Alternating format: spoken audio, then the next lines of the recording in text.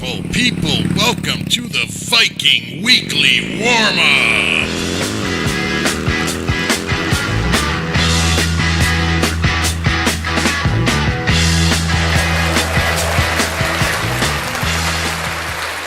Hey, welcome to the Viking Weekly Warmup. We are in the month of December. I am your Christmas-loving Scooter at the Bakes, and with me is that personal friend of mine and yours, Mr. CB Becker. CB, what do you have to say, old chap? Hello, everybody! Champagne wishes and caviar dreams for all of you. Very nice. All right. So, listen, man, we lost in New England. Boo! Hey, the only way that game could have been more disappointing is if it were an M. Night Shyamalan film. God, that's terrible. Oh, I hate That's those. disappointing. Okay, here's the thing. I fucking hate the Patriots. I hate the Patriots. I hate them with a blind, burning passion. I hate Belichick. I hate Tom Brady. I hate their no-name running backs. I hate their no-name receivers. I hate the way I hate their uniforms. I hate the way I can't even, oh God, I hate them. God, I'm with you. I hate everything about him, too. Brady's smarmy, ugly face. Belichick's bitchy, fat little pudge body. They make me want to puke. All right, I put the blame of this loss squarely on the shoulders of Flip. I've talked about it on the Viking Fan Lounge. Do you know about that fan lounge? Oh, That's where everybody goes to talk about Vikings and shit. Yeah. All right. I'm not an expert on all this, man. I'm not saying I'm like the greatest brain in all of football or I know more than anybody else. But I've been watching this game for 45 years, and I am at a total loss of understanding what in the fuck the game plan was supposed to be on Sunday. Here's the rundown. Vikings are playing the 24th worst pass defense. That means there's only 8 worse than the New England Patriots, with a plethora of statistics laid out there, readily available for anybody, including Flip, on how teams that play the Patriots and have a 10-point lead at halftime have like a 75% chance of winning. And Flip comes up with the great game plan of 90% short flat route passes. During the first quarter, I am on my couch.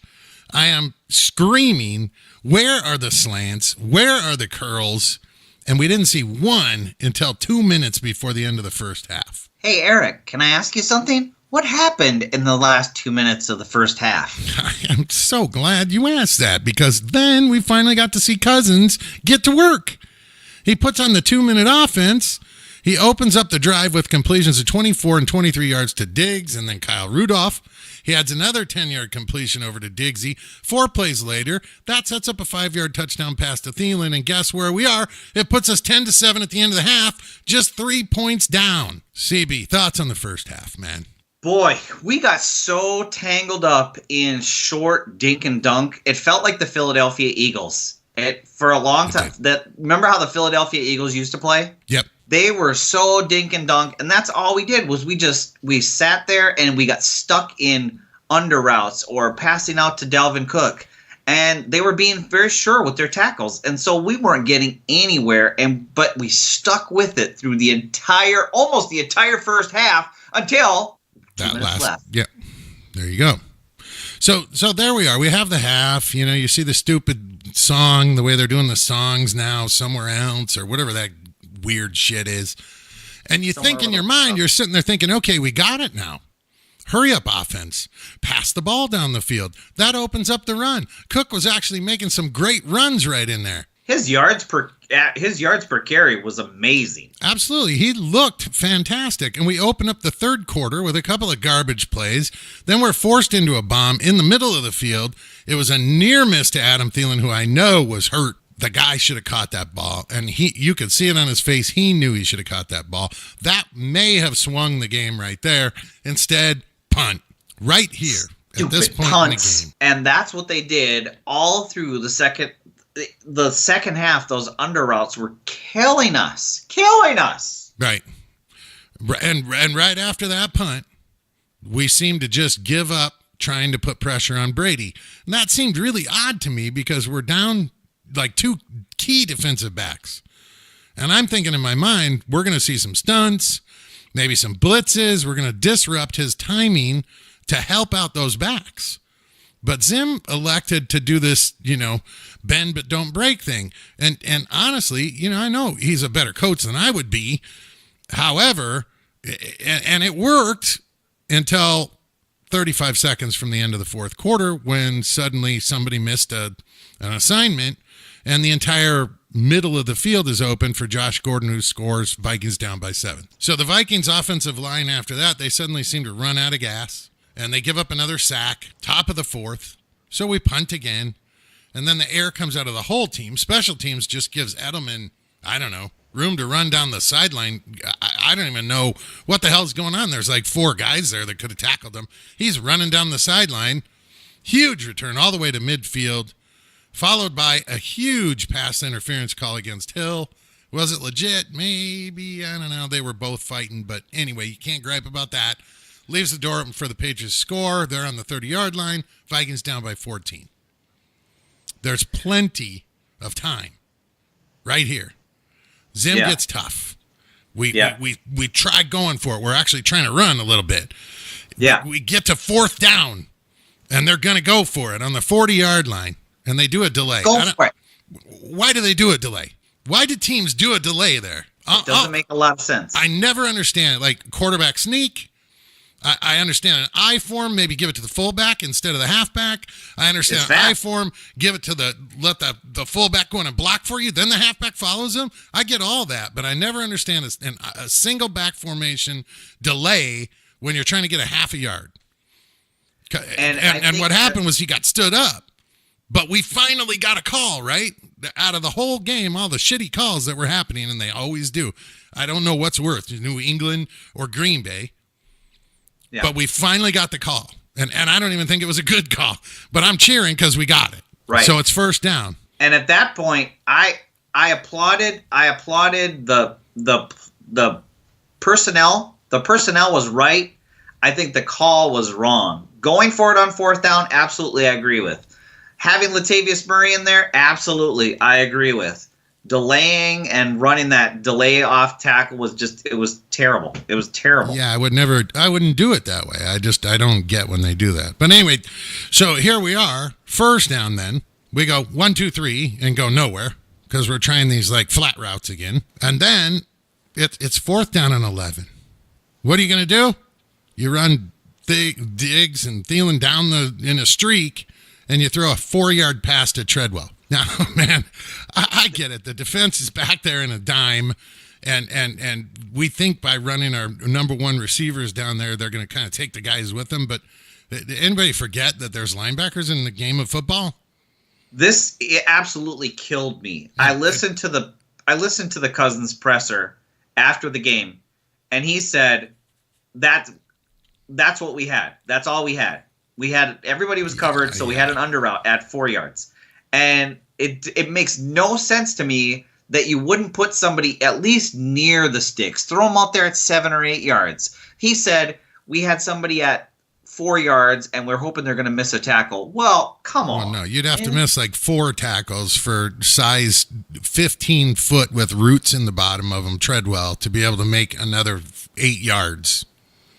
Dead in the tread is what I call him. Yeah. So I'm sorry. I'm kind of done with the guy. He hasn't really. He did show some brief signs of life, but when you need him, he's not there. So he's not the guy for me. Anyway, so that happens, and it looks like we're all done, and the game seems like it's over. What happens? Eric Kendricks, fantastic interception off of pressure from Harrison Smith. Finally, who almost reams Tom Brady. We got a prayer, right? Just about cut him in half. Yeah, we're moving a pass down to the left to Treadwell, believe it or not. Boom. Mm-hmm. Followed by an underthrown ball by Kirk Cousins, trying to force one in on a long post route to Robinson, who should have caught it. It gets bobbled, and somehow the defensive guy winds up with it in his hands. It was bobble. I don't know how he got it. It was... That's the football equivalent of puck luck, where we just had bad luck. The ball bounced the wrong way for us. I don't hold really anybody responsible. It was a pretty good throw. he had tried. He gave it a good effort to try and catch it. It was just it could have been maybe a yard farther. Sure, but no, that was a decent throw. He should have caught it. Yeah. Thielen would have caught it. Diggs would have caught that. Agreed. So then the second interception came several minutes later. Kirk tried again, a deep post. It was just reverse almost of the same thing, and it got snapped up by Jones, who was actually watching for it. There was only a few minutes left in the game. It was kind of a garbage time thing anyway. Yeah. So honestly, what went wrong? I don't think we were aggressive enough off the bat. If you were to ask my 2 cents, I'm going to give you mine, and then I'll go to you.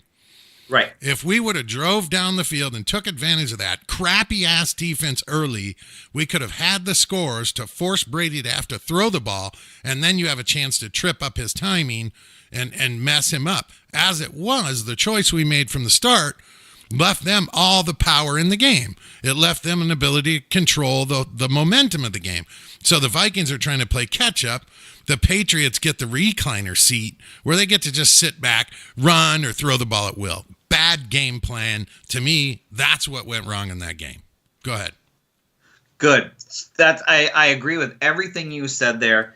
And basically, we gave it away in the fourth quarter. We played a really solid defensive game plan. I didn't think the game plan on that side was bad at all. I completely agree with you saying I can't believe that Flip could not see that the pass game was working and he didn't pick up on it. The pass game, the intermediate pass game, the 10 to 15-yard passes were working. So what we saw in the game was us staying with the Patriots. We played nose to nose with them for 3 quarters. Then in the fourth quarter, you could physically see them. The offensive line got gassed, the defense got gassed, and that's when the Patriots pounced on us and jumped on us the way a championship team does. Yeah. That's exactly the way a championship team performs. Is they'll stay with you and they'll stay with you until they find out your weakness. They'll pounce on it and they'll push through to the end for the victory, and that's exactly what they did to us. Yeah, I'd agree there. I'd agree there. I'd say, what's wrong with the Vikes? Why do we go up and down? What's going on this year? And I talked about this on the VFL a little bit. I really think the loss of Tony Sperano really, really hurt this team.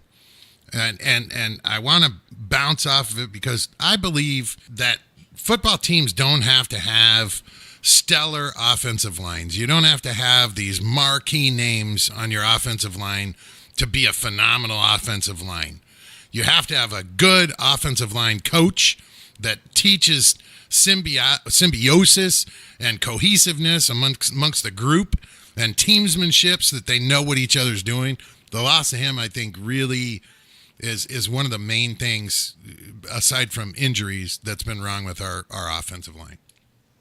And I would say between the loss of Sperano and D. Flip's play calling / game plans, you've got kind of a recipe for disaster there, and I think we're seeing that right now. I think a lot of people are questioning the value of our linemen and they're questioning the talent of our linemen, where I don't think that that's necessarily the case, and that I agree with the right coaching, the right cohesiveness. Yes, injuries have played a part in this. Absolutely, big injuries have played a part in this, but you can't really put a value on that cohesiveness of the offensive line. Right. And a lot of people are complaining about this team, and they're everybody's reaching, trying to find somebody to blame for it. And I think injuries, if you look at us this year, and people are like, we're worse than last year. Well, yeah, last year we had a smooth schedule, man.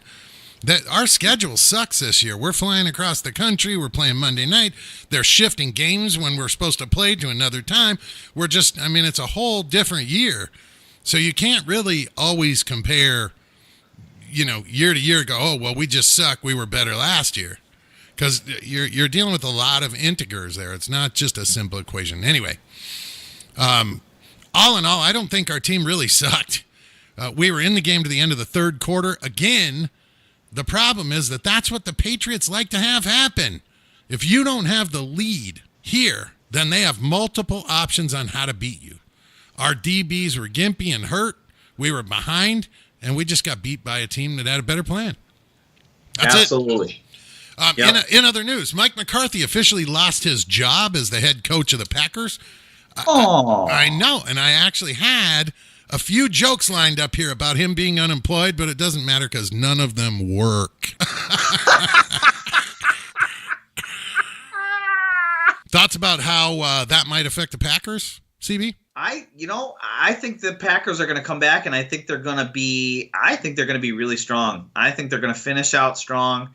I think Aaron Rodgers is going to show them that he's still the man, and I think they're going to finish out strong. I hope not. I hope you're wrong about that one. So let's move on to Seattle. Listen, a couple quick notes before we get there. Seattle's a better team at home than they are on the road. Russell Wilson is a 41-12 at home with a passer rating of 103.6. He's got 16 touchdowns and 1 interception at home, 127.9 rating. Guess who's better than him? Tom Brady. Wilson's 3-0 against the Vikings with 8 touchdowns and no interceptions. He's got a rating of 142 against us. It's the highest rating against any team in the NFL with 2 starts or more. Wilson has a passer rating of 103 against the NFC North total. That's the highest he has against any NFC division by a good margin, and he's only faced the NFC West more often than us. He is an NFC North killer. He's 6-2 on Monday night, 16 touchdowns and 2 interceptions, has the highest career passer rating on Monday Night Football history, 111.8. We're catching them at a bad time. He has 20-5 and 1 in prime time. The Vikings are, oppositionally, 2-3 and 1 on the road. Kirk Cousins has thrown 4 interceptions in his last 2 road games. Their season high for rushing yards in a road game is just 95. No team rushes for fewer yards per carry, 3.7, or has fewer rushing touchdowns, 2, on the road than our Vikings.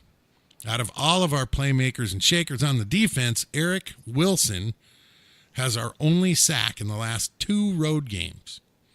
So before I give this to you, let me throw this out there. If the Browns, the Cowboys, and the Saints all win this weekend, Seattle could be looking at a 94% chance of making the playoffs.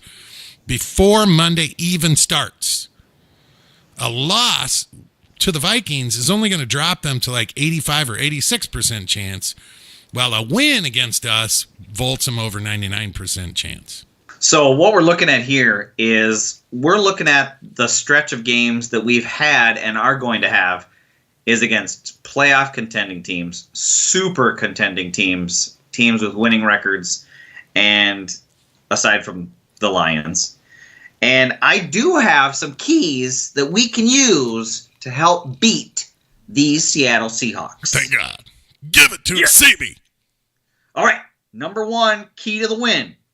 Stuff the rush. Booyah. We need to stuff the rush because the Seattle Seahawks are currently the number 1 rush team. They had just a tick under 149 yards. They're at like 148.8 yards per game. Now, this is going to be very dependent on the injury front for our defensive backs. Do you have any news on that? Looking through, I could not find any injury news on the guys yet. I don't know if you saw anything. I couldn't find anything. No, I couldn't find anything either. I think we're going to get that probably in the next day or 2 here. So this key to the win, very dependent on our defensive backs. They have Chris Carson, who is currently at 700 yards. They have 2 more backs in Penny and Davis, who are at 300 yards apiece, meaning they are kind of a back by battalion and a situational back. If you see Chris Carson in there, it's pretty much their base package. If you see Penny or Davis in there, they're going to be doing something funny. So, stuff the run. Yeah. Okay? We were 3rd against the run before New England, who got 160 yards. I want to believe that's an anomaly somehow. Gosh, I hope so. So, number 2 key to the win. Get Adam Thielen involved early. Amen. There you go. He has disappeared in games, and it's because we have not gotten him started early. He needs to get some heat under his pads. He needs to get hit a couple of times. Now, What I'm talking about is we need to get him on some short crosses. We need to get him on some curls. We need to get him on maybe even some jet sweep action. We just need to get the ball in his hands because he's rather like a running back in that the longer that he goes in the game and the more involved he is, the better off you're going to see those results pay off at the end of the game in the fourth quarter. Yes, he's the heart of the team, man. When he starts catching the ball, it seems like everybody lifts up in spirit. Absolutely. Now, the number 3 key to the win that I have this week goes straight to DeFilippo, okay? And that is we need to think outside the box offensively. Meaning we need to do a little side-to-side. We need to do those little jet sweeps. We need to do something a little bit inventive. Now, there's a super huge caveat to this, a super huge asterisk, and that is do it selectively. Do not do that the entire game because then you're going to it defeats the purpose. You want to. This Seattle defense is very fast. I watched a lot of their last game. They are sure tacklers, and they're very quick to the ball. So if you can, any element of confusion that you can get in that defense is going to give you some room to operate and can result in some chunk plays that we will need. Yeah. Good point.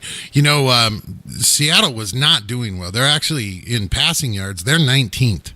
So they're not a whole lot better than New England was. We should be able to pass against them. They're also 17th in rush yards. We should be able to rush against them. There are yards to be had there. There are definitely yards to be had there, but they're tenacious. They still have Earl Thomas in that backfield from the Legion of Boom days. They're tenacious, and you just want to make sure that you hop on them as early as you possibly can, hopefully with Adam Thielen. All right, that's a good job, CB. That's all the whiskey I got. You can hear that. That's all the Diet Dr. Pepper I got, man. That means it's time to say goodnight, Gracie. CB, say goodnight to the folks. Good night, Gracie. I don't know who Gracie is. Why do you keep bringing up Gracie? You don't remember Gracie Allen? Oh, was that your old dog? I'm so sorry. Yeah, all right. You're going to have to look that one up. Listen, folks, in the spirit of the Christmas season, let me remind you to stock up on tinfoil. If you have that, you have everything you need to make tinfoil balls. Oh, that's what you sent me last year. My cats love those balls. That's right. Stay tuned for more last-minute gift ideas on later episodes. We'll see y'all in Funny Papers. School!